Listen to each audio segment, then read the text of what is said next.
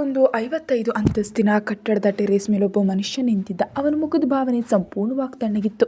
ಅವನನ್ನು ಕಂಡ್ರೆ ಯಾರು ಬೇಕಾದರೂ ಹೆದರುವಂತಿದ್ರು.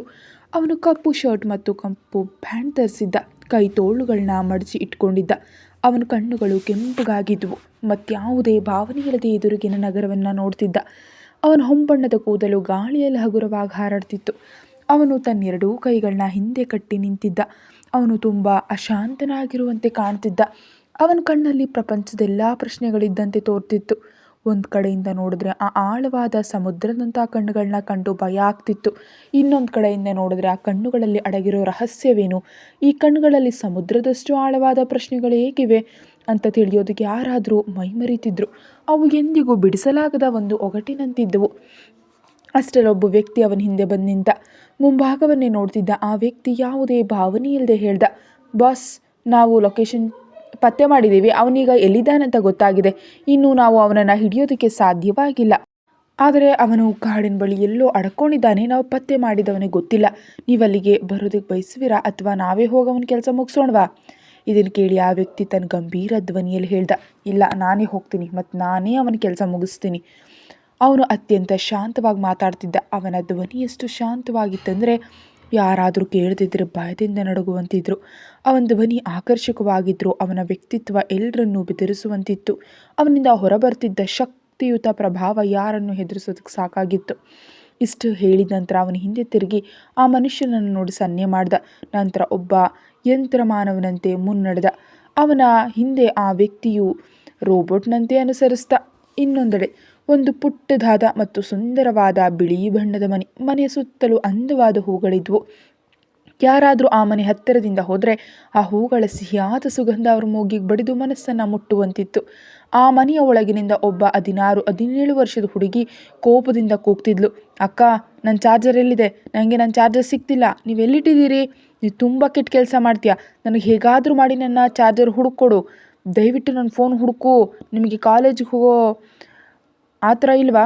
ಇವತ್ತು ನಿಮ್ಮ ಕಾಲೇಜ್ ಹಬ್ಬ ಅಲ್ವಾ? ನೀವು ಅಲ್ಲಿ ನೃತ್ಯ ಮಾಡಬೇಕಲ್ವಾ? ನಿಮ್ಮ ಗೆಳತಿ ಬರ್ಬೋದು. ನೀವಿನ್ನೂ ತಯಾರಾಗಿಲ್ಲ. ಎಲ್ಲಿ ಹೋಗಿದ್ದೀರಾ?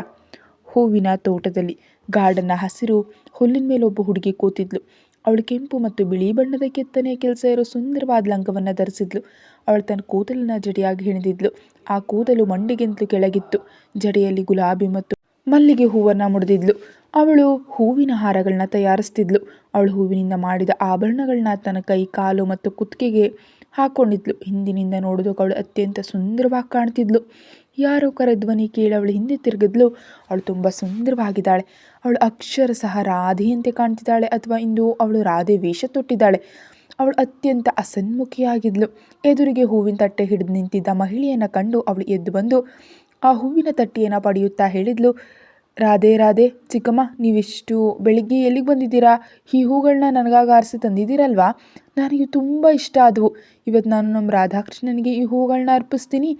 ಅದಕ್ಕೆ ಆ ಮಹಿಳೆ ನಗ್ತಾ ಅಂದರು, ಮಗು, ಈ ಹೂಗಳಿಂದ ನಿನ್ನನ್ನು ಅಲಂಕರಿಸಬೇಕಂತ ನನಗನ್ನಿಸ್ತಿದೆ. ನೀನಿವತ್ತು ಸಾಕ್ಷಾತ್ ರಾಧೆಯಂತೆ ಕಾಣ್ತಿದ್ಯಾ. ಕೇವಲ ಒಬ್ಬ ಕೃಷ್ಣನ ಕೊರತೆ ಇದೆ ಅಷ್ಟೇ. ನನ್ನ ಆಶೀರ್ವಾದ ಸದಾ ನಿನ್ನ ಮೇಲಿರಲಿ. ನಿನಗೆ ನಿನ್ನ ಕೃಷ್ಣ ಬೇಗ ಸಿಗಲಿ. ನಿನ್ನ ಮುಖ ನೋಡಿದ್ರೆ ಸಾಕು, ನನ್ನ ದಿನ ಸುಂದರವಾಗುತ್ತೆ. ನೀನಷ್ಟು ಮುದ್ದಾಗಿದೆಯಾ ಮಗು, ಹೀಗೇ ಇರು. ಅಂದಹಾಗೆ ನೀನು ಅಮ್ಮ ಎಲ್ಲಿದ್ದಾರೆ? ನಾನು ಅವ್ರನ್ನ ಭೇಟಿಯಾಗಬೇಕು. ಅವರಿಬ್ಬರು ಮಾತಾಡ್ತಿರುವಾಗಲೇ ಪತ್ರಿಕೆ ಹಂಚುವವನು ಬಂದು ಹೇಳ್ದ, ರಚಿತಾ ಮಗು, ಇವು ನ್ಯೂಸ್ ಪೇಪರನ್ನು ನಿನ್ನ ತಂದೆ ಕೊಡು, ನಾನು ಇಲ್ಲೇ ಇಟ್ಟು ಹೋಗ್ತಿದ್ದೀನಿ. ರಚಿತಾ ನಗ್ತಾ ಅಂದ್ಲು, ಸರಿ ಚಿಕ್ಕಮ್ಮ, ನಾವು ಈಗಲೇ ಬರ್ತೀವಿ, ನೀವು ಎಲ್ಲಿ ಹೋಗಬೇಡಿ. ಅಮ್ಮ ಕಿಚನ್ನಲ್ಲಿರ್ಬೋದು, ಚಿಕ್ಕಪ್ಪ ನೀವು ಇರಿ, ನಾವು ಈಗಲೇ ಬರ್ತೀವಿ ಅಂತ ತನ್ನ ಲಂಗವನ್ನು ಹಿಡ್ಕೊಂಡು ಓಡಿ ಬಂದು ಪತ್ರಿಕೆಯನ್ನು ಪಡೆದ್ಲು. ಪತ್ರಿಕೆ ನೀಡುವವನು ಅವಳನ್ನ ನೋಡಿ ನಗ್ತಾ, ಅರೇ ರಚಿತಾ ಮಗು, ಇವತ್ತು ಪೂರ್ತಿ ರಾಧೆಯಾಗಿ ಎಲ್ಲಿಗೆ ಹೊರಟಿದೀಯಾ? ನಿನ್ನನ್ನು ನೋಡಿದ್ರೆ ಸಾಕು ದಿನವೇ ಸುಂದರವಾಗುತ್ತೆ. ಸಾಕ್ಷಾತ್ ರಾಧಾಮಾತೆಯ ದರ್ಶನವಾದಂತಾಯಿತು ಅಂದ. ಅದಕ್ಕೆ ರಚಿತಾ ನಗ್ತಾ, ಅರೇ ಇವತ್ತು ಕಾಲೇಜ್ನಲ್ಲಿ ಹಬ್ಬ ಇದೆ, ಅಲ್ಲಿ ನಾನು ನೃತ್ಯ ಪ್ರದರ್ಶನ ನೀಡಬೇಕು, ಅದಕ್ಕೆ ಹೀಗೆ ತಯಾರಾಗಿದ್ದೀನಿ. ನಾನು ಆ ರಾಧಾಮಾತೆಯಷ್ಟು ಸುಂದರಿಯಲ್ಲ. ನಾನು ಅವಳ ದರ್ಶನಕ್ಕಾಗಿ ಹಂಬಲಿಸ್ತಿದ್ದೀನಿ. ನೀವು ನನ್ನ ತುಂಬ ಹೊಗಳ್ತಿದ್ದೀರಿ ಅಂದ್ಲು. ಅದಕ್ಕೆ ಅವ್ರು ನಗ್ತಾ, ಮಗು, ನೀನು ನಿಜವಾಗಿಯೂ ರಾಧೆ ಅಂತಿದ್ಯಾ. ಈಗ ಕೃಷ್ಣನೊಬ್ಬನ ಕೊರತೆ ಇದೆ. ನಮ್ಮ ಆಶೀರ್ವಾದ ನಿನ್ನ ಮೇಲಿರಲಿ. ನಿನಗೆ ನಿನ್ನ ಕೃಷ್ಣ ಬೇಗ ಸಿಗಲಿ ಅಂತ ಹರಿಸಿದ್ರು. ಅಷ್ಟರಲ್ಲಿ ಅವಳ ತಂಗಿ ಕೀರ್ತನ ಕೋಪದಿಂದ ಅಲ್ಲಿಗೆ ಬಂದಳು ಮತ್ತು ಕೂಗ್ತಾ ಹೇಳಿದ್ಲು, ಇವಳಿಗೆ ಕೃಷ್ಣ ಸಿಗೋದಿಲ್ಲ, ಇವಳಿಗೊಬ್ಬ ಸೈತಾನ ಸಿಗ್ತಾನೆ. ಸೈತಾನರ ಬಾದ್ಶಾ ಇವಳನ್ನ ಎತ್ಕೊಂಡು ಹೋಗಿ ಕತ್ಲೆ ಕೋಣೆಯಲ್ಲಿ ಬಂಧಿಸ್ತಾನೆ. ಇವಳು ನನ್ನ ಚಾರ್ಜರ್ ಕಳೆದು ಹಾಕಿದ್ದಾಳೆ, ಅದಕ್ಕೆ ನನ್ನ ಶಾಪ ಇವಳಿಗೆ ತಟ್ಟಲಿ. ನನ್ನ ಚಾರ್ಜರ್ ನನಗೆ ಎಷ್ಟು ಮುಖ್ಯವಾಗಿತ್ತು ಗೊತ್ತಾ? ನನ್ನ ಪಾಪದ ಫೋನ್ ಸಾಯೋ ಸ್ಥಿತಿಯಲ್ಲಿದೆ. ಇವಳು ಕಾರಣದಿಂದ ನನ್ನ ಬ್ಯಾಟರಿ ಖಾಲಿಯಾಗಿ ಫೋನ್ ಆಫ್ ಆದರೆ ಸತ್ಯವಾಗಿಯೂ ನನ್ನ ಶಾಪ ನಿಂಗೆ ತಟ್ಟುತ್ತೆ. ನಿನಗೆ ಕೃಷ್ಣನ ಬದಲಿಗೆ ಸೈತಾನನೇ ಸಿಗಲಿ, ಅವನು ನಿನ್ನ ಬಂಧಿಸಿಡ್ಲಿ. ಈಗ ಬೇಗ ಹೇಳು, ನನ್ನ ಚಾರ್ಜರ್ ಎಲ್ಲಿದೆ? ಈ ಮಾತು ಕೇಳಿ ಮನೆಯಿಂದ ಬೆಲ್ಲದ ಡಬ್ಬ ಹಿಡಿದು ಬರ್ತಿದ್ದವಳಮ್ಮ ಬಹಳ ಗಾಬರಿಯಾದರು. ಅಮ್ಮನ ಕೈಯಲ್ಲಿದ್ದ ಡಬ್ಬ ಕೆಳಗೆ ಬಿದ್ದು ಬೆಲ್ಲವೆಲ್ಲ ಚೆಲ್ಲಿ ಹೋಯಿತು. ಅಮ್ಮ ಬೇಗನೆ ಅಲ್ಲಿಗೆ ಬಂದು ಕೋಪದಿಂದ ಕೀರ್ತನಾಳನ್ನ ನೋಡಂದ್ರು. ಕೀರ್ತನ, ಏನು ಮಾತಾಡ್ತಿದ್ಯಾ? ಅಕ್ಕನಿಗೆ ಹೀಗೆ ಮಾತಾಡ್ತಾರಾ? ಇನ್ನೊಮ್ಮೆ ಇಂಥ ಮಾತು ನಿನ್ನ ಬಾಯಿಂದ ಬಂದರೆ ನಿನ್ನ ಕೆನ್ನೆಗೆ ಬಾರಿಸ್ತೀನಿ, ಮನೆ ಬಿಟ್ಟು ಹೊರ ಹಾಕ್ತೀನಿ. ಎಂಥ ವಿಚಿತ್ರವಾಗಿ ಮಾತಾಡ್ತೀಯಾ? ಶುಭವಾಗಿ ಮಾತಾಡು ಹುಚ್ಚು ಹುಡುಗಿ, ಇನ್ನೊಮ್ಮೆ ಹೀಗೆ ಹೇಳ್ಬೇಡ. ರಚಿತಾ ತನ್ನ ಅಮ್ಮನ ಕಣ್ಣಲ್ಲಿ ಒಂದು ರೀತಿ ಭಯವನ್ನು ಕಂಡ್ಳು. ಅವಳು ಅಮ್ಮನನ್ನು ಸಮಾಧಾನ ಪಡಿಸುತ್ತಾ, ಅಮ್ಮ ಅವಳು ಬೇಕಂತ ಹೇಳಿಲ್ಲ, ನೀವಷ್ಟು ಚಿಂತಿಸಬೇಡಿ, ಏನೂ ಆಗೋದಿಲ್ಲ, ಅವಳಿನ್ನೂ ಚಿಕ್ಕವಳು, ಅವಳು ನಾಚಿಕೆಯಲ್ಲಿ ಹೀಗೆ ಹೇಳಿದಾಳೆ, ನೀವು ಯಾಕೆ ಅವಳು ಮಾತನ್ನಷ್ಟು ಗಂಭೀರವಾಗಿ ತೆಗೆದುಕೊಳ್ತೀರಿ ಅಂದ್ಲು. ಅದಕ್ಕಮ್ಮ ಅವಳಿಗೆ ಬೈತಾ, ನಿನಗೆ ಇವಳನ್ನ ಹೀಗೆ ತಲೆ ಮೇಲೆ ಕೂರಿಸ್ಕೊಳ್ಳೋ ಅವಶ್ಯಕತೆ ಇಲ್ಲ. ಇವಳು ದಿನದಿಂದ ದಿನಕ್ಕೆ ಹಠಮಾರಿ ಆಗ್ತಿದ್ದಾಳೆ. ನೆನಪಿಡು, ನಾವು ಬೇರೆಯವರಿಗೆ ಏನು ನೀಡುತ್ತೇವೆಯೋ ಅದೇ ನಮಗೆ ಮರಳಿ ಬರುತ್ತೆ. ಆದ್ದರಿಂದ ಎಂದಿಗೂ ಅಶುಭವಾಗಿ ಮಾತಾಡಬೇಡ ಅಂದರು. ಅದಕ್ಕೆ ಕೀರ್ತನ ನಗ್ತಾ, ಹಾಗಾದರೆ ಮಮ್ಮಿ ನನ್ನ ಶಾಪ ನನಗೆ ಮರಳಿ ಬರುತ್ತಾ? ಅಂದರೆ ನನಗೆ ಸೈತಾನ ಸಿಗ್ತಾನಾ? ಹಾಗಾದರೆ ಒಳ್ಳೆಯದಾಯಿತು, ನನಗೊಬ್ಬ ಸೈತಾನ ಸಿಗಲಿ, ನಾನು ಖುಷಿಯಿಂದ ಕುಣಿತೀನಿ. ನನಗೆ ಹೀರೋ ಬೇಡ, ವಿಲನ್ ಬೇಕು, ನನ್ನ ಕನಸುಗಳು ದೊಡ್ಡದಿವೆ ಅಂದ್ಲು. ಈ ಮಾತನ್ನು ಕೇಳಿ ಅಮ್ಮ ಅವಳ ತಲೆಗೆ ಮೆಲ್ಲಗೆ ಹೊಡೆದು, ನಿನಗೆ ಹೇಳೋದು ವ್ಯರ್ಥ, ನಿನಗೆ ತಿಳಿಯೋದಿಲ್ಲ.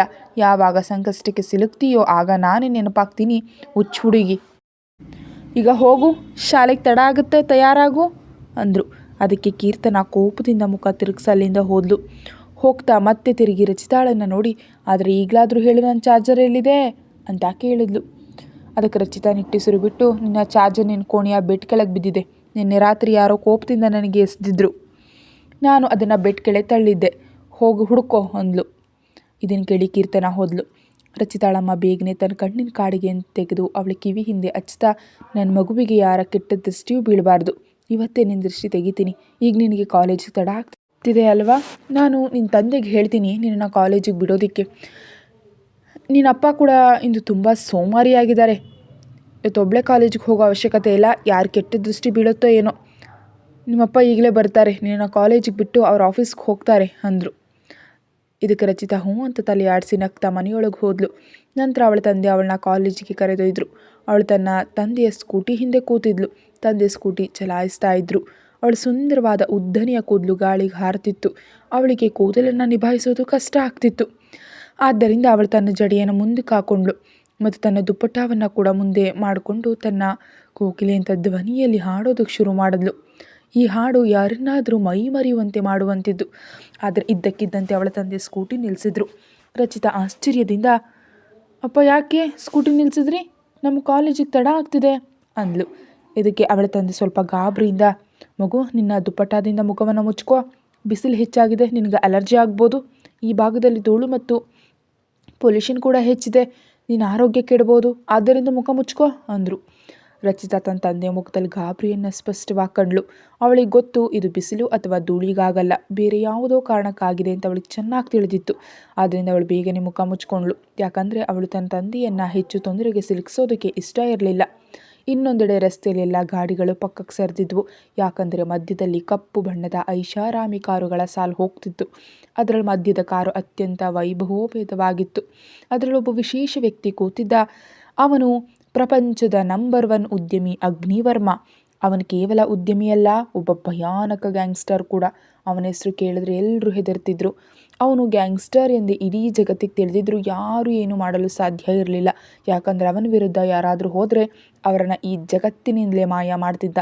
ಆದ್ದರಿಂದ ಎಲ್ಲರೂ ಅವನಿಂದ ದೂರ ಇರ್ತಿದ್ರು. ಅವನಿಗೆ ಸುಂದರವಾದ ವಸ್ತುಗಳೆಂದರೆ ದ್ವೇಷ. ಅದರಲ್ಲೂ ಸುಂದರ ಹುಡುಗಿಯರನ್ನು ಕಂಡ್ರೆ ಆಗ್ತಾ ಇರಲಿಲ್ಲ. ಒಂದು ವೇಳೆ ಅವನಿಗೆ ಯಾರಾದರೂ ಸುಂದರ ಹುಡುಗಿ ಕಂಡ್ರೆ ಅವಳನ್ನ ಅಲ್ಲೇ ಕೊಂದು ಹಾಕ್ತಿದ್ದ. ಇಂದು ಅವನು ಕಾಲೇಜ್ ಫೆಸ್ಟ್ಗೆ ಹೋಗಬೇಕಿತ್ತು. ಸಾಮಾನ್ಯವಾಗಿ ಅವನು ಯಾವುದೇ ಸಮಾರಂಭಕ್ಕೆ ಹೋಗ್ತಿರಲಿಲ್ಲ. ಆದರೆ ಇಂದು ಅವನ ಮನಸ್ಸು ಯಾಕೋ ಅತ್ತ ಎಳಿತಿತ್ತು. ಅಥವಾ ಹೇಳಬೇಕೆಂದರೆ ಅವನಿಂದು ಕಾಲೇಜಿನಲ್ಲಿರೋ ಯಾರದ್ದೋ ಕತೆ ಮುಗಿಸಲು ಹೋಗ್ತಿದ್ದ. ಅವನಿಗೆ ಯಾರನ್ನಾದರೂ ಕೊಲ್ಲೋದ್ರಲ್ಲಿ ನೆಮ್ಮದಿ ಸಿಗ್ತಿತ್ತು. ಅವನು ತನ್ನ ಕಾರ್ನಲ್ಲಿ ಒಬ್ಬ ರಾಜನಂತೆ ಕಾಲ್ ಮೇಲೆ ಕಾಲು ಹಾಕೊಂಡು ಕೂತಿದ್ದ. ಒಂದು ಕೈಯಲ್ಲಿ ಸಿಗಾರಿತ್ತು. ಅವನು ಸಿಗರೇಟ್ ಸೇದ್ತಾ ಕಿಟಕಿಯಿಂದ ಹೊರಗೆ ನೋಡ್ತಿದ್ದ. ಜನರ ಕಣ್ಣುಗಳಲ್ಲಿ ತನಗಾಗಿರೋ ಭಯವನ್ನು ಕಂಡು ಅವನ ತುಟಿ ಎಂಚಿನಲ್ಲಿ ಸಣ್ಣ ನಗು ಮೂಡಿತು. ಅವನ ಮುಖ ತಿರುಗಿಸಿ ಮೂಡ್ರು ಅಂತ ಗೊಣಗ್ದ. ಹೀಗೆ ಹೇಳಿ ಅವನು ಕಣ್ಮುಚ್ಚಿ ಸೀಟಿಗೆ ತಲೆ ಒರಗಿಸಿ ಸಿಗರೇಟ್ ಸೇದೋಕ್ಕೆ ಶುರು ಮಾಡ್ದ. ಅವನು ಈ ಸ್ಥಿತಿಯಲ್ಲಿಯೂ ಒಬ್ಬ ಕಾಮದೇವನಂತೆ ಕಾಣ್ತಿದ್ದ. ಇನ್ನೊಂದೆಡೆ ಸ್ಕೂಟಿಯಲ್ಲಿ ಕೂತಿದ್ದ ರಚಿತಾ ಗಾಬರಿಯಿಂದ ಆ ಕಾರುಗಳ ಸಾಲನ್ನು ನೋಡ್ತಿದ್ಲು. ಅವಳಿಗೆ ಆ ಕಾರನ್ನು ನೋಡಿ ವಿಚಿತ್ರವಾದ ಭಯವಾಗ್ತಿತ್ತು. ಆದ್ದರಿಂದ ಅವಳು ತನ್ನ ದುಪ್ಪಟ್ಟವನ್ನು ಮುಖದ ಹತ್ತಿರ ಇನ್ನೂ ಬಿಗಿಯಾಗಿ ಎಳ್ಕೊಂಡ್ಳು ಮತ್ತು ಕೈಗಳನ್ನ ಕೂಡ ಮುಚ್ಕೊಳ್ಳೋದಕ್ಕೆ ಪ್ರಯತ್ನಿಸಿದ್ಲು. ಅವಳಿಗೆ ತುಂಬ ಗಾಬರಿ ಆಗ್ತಿತ್ತು. ಹೃದಯದ ಬಡಿತ ಹೆಚ್ಚಾಗ್ತಿತ್ತು. ಇಂದು ಏನೋ ಒಂದು ಅವಳನ್ನ ಕಾಡ್ತಿತ್ತು ಮತ್ತು ಭಯ ಹುಟ್ಟಿಸ್ತಿತ್ತು. ಅವಳು ತನ್ನ ಭಯವನ್ನು ಹತೋಟಿಗೆ ತರಲು ದೀರ್ಘವಾಗಿ ಉಸಿರಾಡಿದ್ಲು ಮತ್ತು ಮನಸ್ಸಿನಲ್ಲಿ ಅಂದ್ಕೊಂಡ್ಳು, ಇದೇನಾಗ್ತಿದೆ, ನಾನು ಯಾಕಿಷ್ಟು ಹೆದರ್ತಿದ್ದೀನಿ, ಹೀಗೆ ಅಂತ ಎಂದೂ ಆಗಿರಲಿಲ್ಲ. ಇಂದು ಕಾಲೇಜಿಗೆ ಹೋಗೋದು ಕೂಡ ಮನಸ್ಸಿಲ್ಲ. ಏನೋ ಒಂದು ನನಗೆ ಕಾದಿದೆ ಅನ್ನಿಸ್ತಿದೆ. ಆದರೆ ಅದು ಒಳ್ಳೇದಲ್ಲ, ಏನೋ ದೊಡ್ಡದು ಕಾದಿದೆ. ಆದರೆ ನಾನು ಭಯವನ್ನು ಗೆಲ್ಲಬೇಕು. ನಮ್ಮ ಜೊತೆ ನಮ್ಮ ರಾಧಾಕೃಷ್ಣ ಇದ್ದಾರೆ, ಅವ್ರು ನಮ್ಮನ್ನು ರಕ್ಷಿಸ್ತಾರೆ. ಹೌದು, ರಾಧೆ. ಈಗ ಹೇಳಿ ಅವಳು ಕಣ್ಣನ್ನು ಮುಚ್ಕೊಂಡ್ಳು. ಇನ್ನೊಂದೆಡೆ ಏನೋ ಯೋಚಿಸಿ ಅಗ್ನಿವರ್ಮ ಕಣ್ಣು ತೆರೆದ ಮತ್ತು ಸೀಟ್ನಲ್ಲಿ ನೇರವಾಗಿ ಕೂತು ಕನ್ನಡಿಯ ಮೂಲಕ ನೋಡ್ದ. ಅವನಿಗೆ ಒಬ್ಬಳು ಅಪ್ಸರೆಯಂಥ ಸುಂದರ ಹುಡುಗಿ ಸ್ಕೂಟಿಯಲ್ಲಿ ಕೂತಿರೋದು ಕಾಣ್ತು. ಒಬ್ಬ ಮನುಷ್ಯ ಸ್ಕೂಟಿ ಚಲಾಯಿಸ್ತಿದ್ದ. ಬಹುಶಃ ಅವಳ ತಂದೆ ಇರ್ಬೋದು. ಇದನ್ನು ಕಂಡು ಅವನ ಮುಖದಲ್ಲಿ ತಣ್ಣನೆಯ ಭಾವನೆ ಮೂಡ್ತು. ಬೆಳಗಿನ ಸಮಯ. ಅಗ್ನಿವರ್ಮ ಕನ್ನಡಿಯನ್ನು ಬಹಳ ಸೂಕ್ಷ್ಮವಾಗಿ ನೋಡ್ತಿದ್ದ. ಆ ಕನ್ನಡಿಯಲ್ಲಿ ರಚಿತಾಳ ಬಿಂಬ ಕಾಣಿಸ್ತಿತ್ತು. ಅವಳು ಕೆಂಪು ಮತ್ತು ಬಿಳಿ ಹೂವುಗಳ ಕೆತ್ತನೆಯ ಕೆಲಸ ಇರೋ ಸುಂದರವಾದ ಲಂಗವನ್ನು ಧರಿಸಿದ್ಲು ಮತ್ತು ದುಪ್ಪಟ್ಟಾದಿಂದ ಮುಖ ಮುಚ್ಕೊಂಡಿದ್ಲು. ಅವಳ ಕೈಯಲ್ಲಿ ಮಲ್ಲಿಗೆ ಹೂವಿನ ಕಚರೆಗಳಿದ್ವು. ಹುಡುಗಿ ಮುಖ ಕಾಣಿಸ್ತಿರ್ಲಿಲ್ಲ. ಆದರೆ ಅಗ್ನಿವರ್ಮನಿಗೆ ಅವಳ ಮುಖ ನೋಡಬೇಕೆಂಬ ಹಂಬಲ ಉಂಟಾಯಿತು. ಆದರೆ ಅವನು ತಕ್ಷಣ ಆಲೋಚನೆಯನ್ನು ಕೊಡುಕೊಂಡು ಸಿಗರೇಟ್ ಸೇದ್ತಾ ಕಾರನ್ನು ಚಲಾಯಿಸೋದಕ್ಕೆ ಸನ್ನೆ ಮಾಡ್ದ. ಕಾರು ಅಲ್ಲಿಂದ ಹೊರಡ್ತು. ಎಲ್ಲ ಕಾರುಗಳು ಹೋದ ನಂತರ ರಸ್ತೆ ಖಾಲಿಯಾಯಿತು. ರಚಿತಾ ಕೂಡ ತನ್ನ ತಂದೆ ಜೊತೆ ಕಾಲೇಜಿನತ್ತ ಹೊರಟ್ಲು. ಸ್ವಲ್ಪ ಹೊತ್ತಿನಲ್ಲಿ ಅವಳು ಕಾಲೇಜ್ ತಲುಪಿದ್ಲು. ಕಾಲೇಜ್ ಗೇಟ್ ಹತ್ತಿರ ತನ್ನ ಸ್ಕೂಟಿ ನಿಲ್ಲಿಸಿ ಪ್ರೀತಿಯಿಂದ ಹೇಳಿದ್ರು, ಮಗು, ನಿನ್ನ ಬಗ್ಗೆ ಜಾಗರೂಕತೆಯಿಂದ ಇರು, ಎಲ್ಲಿಯೂ ಓಡಾಡಬೇಡ. ಫಂಕ್ಷನ್ಸ್ ಮುಗಿದ ತಕ್ಷಣ ಹೊರಗೆ ಬಾ, ನಾನಿಲ್ಲೇ ಕಾಯ್ತಿರ್ತೀನಿ. ಮತ್ತು ನನಗೊಂದು ಮಾತು ಕೊಡು, ಯಾವುದೇ ಕಾರಣಕ್ಕೂ ಮುಖದಿಂದ ದುಪ್ಪಟ್ಟ ತೆಗಿಬೇಡ. ನೃತ್ಯ ಮಾಡುವಾಗಲೂ ಹೀಗೆ ಮಾಡು. ಇದಕ್ಕೆ ರಚಿತಾಗಿ ವಿಚಿತ್ರ ಅನಿಸಿದ್ರು ಅವಳು ಸರಿ ಅಂತ ಹೇಳಿ ಕಾಲೇಜ್ನೊಳಗೆ ಓಡಿದ್ಲು. ಓಡುವಾಗ ಅವಳು ಯಾರೋ ಒಬ್ಬರಿಗೆ ಡಿಕ್ಕಿ ಹೊಡೆದ್ಲು. ಅವಳ ದುಪ್ಪಟ್ಟ ಯಾರದೋ ವಸ್ತುವಿಗೆ ಸಿಕ್ಕಿ ಹಾಕೊಂತು. ಅವಳು ಹಿಂದೆ ತಿರುಗಿ ನೋಡದೆ ದುಪ್ಪಟ್ಟವನ್ನು ಎಳೆಯತೊಡಗಿದಳು. ಅವಳ ಮುಂದೆ ಅಗ್ನಿವರ್ಮ ನಿಂತಿದ್ದ. ಅವಳ ದುಪ್ಪಟ್ಟ ಅಗ್ನಿವರ್ಮನ ಕೈಗಡಿಯಾರಕ್ಕೆ ಕೆಟ್ಟದಾಗಿ ಸಿಕ್ಕಾಕೊಂಡಿತ್ತು. ಅವನು ತನ್ನ ಕೈ ಎತ್ತಿ ಒಂದೇ ಏಟಿಗೆ ಆ ದುಪ್ಪಟ್ಟವನ್ನು ಬಹಳ ಕ್ರೂರವಾಗಿ ಅರ್ಧ ಹಾಕ್ದ. ಇದನ್ನು ಗಮನಿಸಿದ ರಚಿತಾ ಹಿಂದೆ ಸರಿದು ತನ್ನ ಅಮಾಯಕ ಕಣ್ಣುಗಳಿಂದ ಅವನನ್ನು ನೋಡಿದ್ಲು. ತನಗಿಷ್ಟವಾದ ದುಪ್ಪಟ್ಟವನ್ನು ಹೀಗೆ ಅರ್ಜಿದ್ದನ್ನು ಕಂಡು ಅವಳ ಕಣ್ಣುಗಳು ತುಂಬು ಬಂದವು. ಆದರೆ ಅವಳು ಏನು ಹೇಳಿದೆ ಅಲ್ಲಿಂದ ಓಡಿ ಹೋದ್ಲು. ಅವಳ ಪಾದದ ಗೆಜ್ಜೆಯ ಶಬ್ದ ಅಗ್ನಿವರ್ಮನ ಕಿವಿಯಲ್ಲಿ ಇನ್ನೂ ಮೊಳಗ್ತಾ ಇತ್ತು. ಆದರೆ ಅವನು ಏನೂ ಹೇಳದೆ ತನ್ನ ಹದ್ದಿನ ಕಣ್ಣುಗಳಿಂದ ಅವಳನ್ನ ನೋಡ್ತಾ ನಿಂತಿದ್ದ. ಅವನು ಅವಳನ್ನ ಅನುಸರಿಸಿದ. ಆದರೆ ಅಷ್ಟರ ರಚಿತಾ ಎಲ್ಲಿಯೋ ಮಾಯವಾದ್ಲು. ಅವನು ಮುಷ್ಟಿ ಬಿಗಿದ, ಆದರೆ ಏನೂ ಮಾತಾಡಲಿಲ್ಲ. ಇನ್ನೊಂದೆಡೆ ರಚಿತಾ ಚೇಂಜಿಂಗ್ ರೂಮ್ ಕೋಣೆಗೆ ಹೋದ್ಲು. ಅಲ್ಲಿ ಎಲ್ಲ ಹುಡುಗಿಯರು ಅವಳನ್ನ ನೋಡಿ ಮುಖ ಸೊಟ್ಟಾಗಿ ಮಾಡಿದ್ರು. ರಚಿತಾಳ ಸೌಂದರ್ಯವನ್ನು ಕಂಡವರಿಗೆ ಅಸೂಯೆ ಆಗಿತ್ತು. ಆದರೆ ರೀವಾ ಎಂಬ ಹುಡುಗಿ ಮಾತ್ರ ರಚಿತಾಳ ಗೆಳತಿಯಾಗಿದ್ಲು. ರೀವಾ ಶ್ರೀಮಂತ ಮತ್ತು ಸ್ಟೈಲಿಶ್ ಹುಡುಗಿ. ಅವಳು ನಗ್ತಾ ಬಂದು ರಚಿತಾಳ ಲಂಗವನ್ನು ನೋಡಿ ಹೊಗಳಿದ್ಲು. ರೀವಾಳ ಮಾತುಗಳಿಗೆ ರಚಿತಾ ಮೃದುವಾಗಿ ಉತ್ತರಿಸಿದ್ಲು. ನಂತರ ಅವರಿಬ್ಬರು ಆಡಿಟೋರಿಯಂಗೆ ಹೋದರು. ಸಮಾರಂಭ ಶುರುವಾಯಿತು. ಈಗ ರಚಿತಾಳ ನೃತ್ಯದ ಸರದಿ. ಅವಳು ತನ್ನ ಕೈಯಲ್ಲಿದ್ದ ಪುಟ್ಟ ರಾಧಾಕೃಷ್ಣನ ವಿಗ್ರಹವನ್ನು ಎದೆಗೆ ಹಚ್ಕೊಂಡು ಪ್ರಾರ್ಥಿಸಿದ್ಲು. ನಂತರ ಅವಳು ವೇದಿಕೆ ಮೇಲೆ ಏರಿ ಅದ್ಭುತವಾಗಿ ನೃತ್ಯವನ್ನು ಮಾಡಿದ್ಲು. ಇತ್ತ ಅಗ್ನಿವರ್ಮ ಸೀಟ್ನಲ್ಲಿ ಕೂತು ಅವಳ ನೃತ್ಯವನ್ನು ನೋಡ್ತಿದ್ದ. ಅವಳ ಮುಖ ಇನ್ನೂ ಕಾಣಿಸ್ತಿರ್ಲಿಲ್ಲ. ಆದರೆ ಅವನ ಕಲ್ಲು ಹೃದಯವನ್ನು ಅವಳ ನೃತ್ಯ ಗೆದ್ದಿತ್ತು. ಅವನಿಗೆ ಅವಳನ್ನ ಮುಟ್ಟಬೇಕೆಂಬ ಹಂಬಲ ಉಂಟಾಯಿತು. ನೃತ್ಯ ಮುಗಿಸಿ ಗಿಳಿಗಿಳಿವಾಗ ಒಬ್ಬ ಪ್ರೊಫೆಸರ್ ಬಂದು ರಚಿತಾಳ ಕೈ ಹಿಡಿದ್ರು. ರಚಿತಾ ಹೆದರಿ ಕೈ ಬಿಡಿಸ್ಕೊಳ್ಳೋದಕ್ಕೆ ಪ್ರಯತ್ನಿಸಿದ್ಲು. ಅಷ್ಟರಲ್ಲಿ ಅಗ್ನಿವರ್ಮ ಅಲ್ಲಿಗೆ ಬಂದಿದ್ದನ್ನು ಕಂಡು ಪ್ರೊಫೆಸರ್ ಕೈ ಬಿಟ್ಟರು. ರಚಿತಾ ಅಲ್ಲಿಂದ ಓಡ್ ಹೋದ್ಲು. ಅಗ್ನಿವರ್ಮ ಆ ಪ್ರೊಫೆಸರ್ನನ್ನು ನೋಡ್ದ. ಅಗ್ನಿವರ್ಮನನ್ನು ಕಂಡು ಪ್ರೊಫೆಸರ್ ಹೆದರಿದ್ರು. ಅವನೇನೂ ಮಾತಾಡದೆ ತನ್ನ ಗನ್ ತೆಗೆದು ಪ್ರೊಫೆಸರ್ನ ತಲೆ ಗುಂಡಿಕ್ತ. ಪ್ರೊಫೆಸರ್ ಅಲ್ಲೇ ಕುಸಿದು ಬಿದ್ದರು. ಅಗ್ನಿವರ್ಮ ತನ್ನ ಮುಖಕ್ಕೆ ಸಿಡಿದ ರಕ್ತವನ್ನು ಒರೆಸ್ಕೊಂಡು ಏನೂ ಆಗದಂತೆ ತನ್ನ ಸೀಟ್ನಲ್ಲಿ ಬಂದು ಕೂತ. ಸ್ವಲ್ಪ ಹೊತ್ತಿನಲ್ಲಿ ಆ ಪ್ರೊಫೆಸರ್ನ ಅಸ್ತಿತ್ವದ ಎಲ್ಲ ದಾಖಲೆಗಳು ನಾಶವಾದವು. ಇನ್ನೊಂದೆಡೆ ರಚಿತಾ ಕನ್ನಡಿ ಮುಂದೆ ನಿಂತು ಅಳುತ್ತಾ ಪ್ರಾರ್ಥಿಸಿದ್ಲು. ಆಗ್ರೀವಾ ಬಂದು ಅವಳನ್ನ ಸಮಾಧಾನ ಪಡಿಸಿದ್ಲು. ರಚಿತಾ ನೀರು ಕುಡಿಯೋದಕ್ಕೆ ಹೋಗುವಾಗ ಮತ್ತೆ ಅಗ್ನಿವರ್ಮ ಎದುರಾದ. ಅವಳು ಗಾಬರಿಯಿಂದ ತನ್ನ ದುಪ್ಪಟ್ಟವನ್ನು ತಾನೇ ಹರಿದುಕೊಂಡು ಅಲ್ಲಿಂದ ಓಡಿ ಹೋದ್ಲು. ಮೊದಲ ಬಾರಿ ಅಗ್ನಿವರ್ಮ ಹರಿದಿದ್ದ, ಈ ಬಾರಿ ಅವಳೇ ಹರಿದಿದ್ಲು. ಅಗ್ನಿವರ್ಮ ಒಬ್ಬ ರಾಜನಂತೆ ಕೂತು ಅವಳನ್ನೇ ನೋಡ್ತಿದ್ದ. ವೇದಿಕೆ ಮೇಲೆ ವಿಜೇತರ ಹೆಸರನ್ನು ಘೋಷಿಸಲಾಯಿತು. ವಿಜೇತೆ ರಚಿತಾ ರಾಜವಂಶ. ರಚಿತಾ ಖುಷಿಯಿಂದ ಕುಣಿದ್ಲು. ಇದನ್ನು ಕಂಡು ಅಗ್ನಿವರ್ಮನ ತುಟಿಯಲ್ಲಿ ನಗು ಮೂಡಿತು. ಆದರೆ ಅವಳ ಪಕ್ಕದಲ್ಲಿದ್ದ ಇಬ್ಬರು ಪ್ರೊಫೆಸರ್ಗಳು ರಚಿತಾಳ ಬಗ್ಗೆ ಅಸಭ್ಯವಾಗಿ ಮಾತಾಡ್ತಿದ್ರು. ಈಕೆ ಪೋಷಕರು ಈಕೆಯನ್ನು ಅಗ್ನಿವರ್ಮನಿಗೆ ಮಾರಿದ್ದಾರೆ ಎಂಬ ವದಂತಿಯನ್ನು ಅವರು ಚರ್ಚಿಸ್ತಿದ್ರು. ಇದನ್ನು ಕೇಳಿದ ಅಗ್ನಿವರ್ಮ ಕೂಡಲೇ ಅವರಿಬ್ಬರಿಗೂ ಗುಂಡಿಕ್ಕಿ ಕೊಂದ. ಕೆಲವು ನಿಮಿಷಗಳಲ್ಲಿ ಅವರ ಹೆಸರು ಕೂಡ ಈ ಜಗತ್ತಿನಿಂದ ಅಳಿಸೋಯ್ತು. ಅಗ್ನಿವರ್ಮ ಯಾವ ಪಶ್ಚಾತ್ತಾಪವೂ ಇಲ್ಲದೆ ಕೂತಿದ್ದ. ಅವನ ಕೈ ಗಡಿಯಾರದಲ್ಲಿ ರಚಿತಾಳ ಹರಿದ ದುಪ್ಪಟ್ಟಾದ ತುಣುಕುಗಳಿದ್ವು. ಅವನು ಅವುಗಳನ್ನ ನೇವರಿಸ್ತಿದ್ದ. ನಂತರ ಅವನೆದ್ದು ತನ್ನ ಬಾಡಿಗಾರ್ಡ್ಗಳ ಜೊತೆ ಅಲ್ಲಿಂದ ಹೊರಟ. ವೇದಿಕೆ ಮೇಲೆ ರಚಿತಾ ತನ್ನ ಪ್ರಶಸ್ತಿಯನ್ನು ಪಡೆದ್ಲು. ಎಲ್ಲರೂ ಚಪ್ಪಾಳೆಯನ್ನು ತಡ್ತಿದ್ರು. ಮುಂದೆ ಏನಾಗಬಹುದು? ಅಗ್ನಿವರ್ಮನ ರಹಸ್ಯ ಏನು? ರಚಿತಾಳ ಪೋಷಕರು ನಿಜವಾಗಿಯೂ ಅವಳನ್ನ ಮಾರಿದ್ದಾರಾ? ಅಗ್ನಿವರ್ಮ ಯಾಕೆ ರಚಿತಾಳನ್ನು ಕಂಡು ಅಶಾಂತನಾಗ್ತಿದ್ದಾನೆ? ಕತೆ ಮುಂದುವರಿಯುತ್ತೆ. Thank you.